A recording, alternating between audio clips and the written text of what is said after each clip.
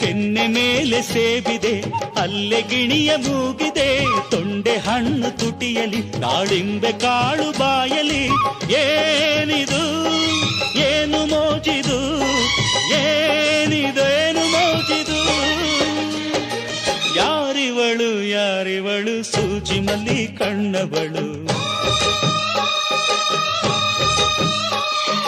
ರಾಮನಳ್ಳಿ ತೋಟದಲ್ಲಿ ಕಮ್ಮನೆಂದು ಅರಳಿದಳು.